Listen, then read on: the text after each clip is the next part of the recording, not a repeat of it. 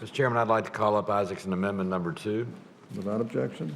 I'd like to ask unanimous consent that Senators Warner and Senator Carper be added as original co-sponsors. Without objection. I'd like to thank the many members of the committee that have worked with me on the Africa Growth and Opportunity Act over the past 4 years. I've worked with Senator Menendez in the Foreign Relations Committee on work with Africa. I've traveled to Africa and negotiated with the African Union. Africa is the continent of the 21st century for America, and it's a great opportunity for our country for trade and opportunity, but it's also a maturing marketplace. And I'm really glad that this reauthorization is, first of all, for 10 years, because I think that sends an important message to Africa that we want partnership and trade for a decade.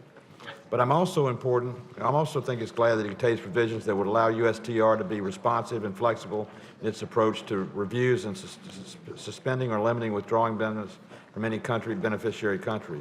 As many of you know in here, Senator Coons and I have traveled extensively, particularly to South Africa, and dealt with a number of trade issues with that country. I originally offered an amendment that would limit South Africa's participation in AGOA not to 10 years but to 3, but I'm not going to offer that amendment.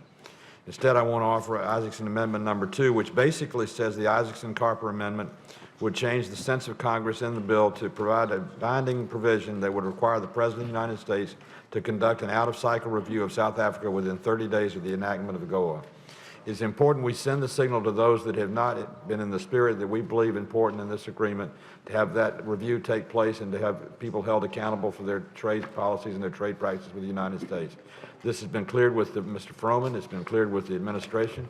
It's a good amendment, and it makes a lot of sense, and I appreciate Mr. Carper and Mr. Warner and their co-sponsorship. And I particularly want to acknowledge Senator Coons from Delaware, who has been an ardent worker and supporter on the amendment, and I would ask for its adoption. Well, Mr. Chairman? who has it? Oh.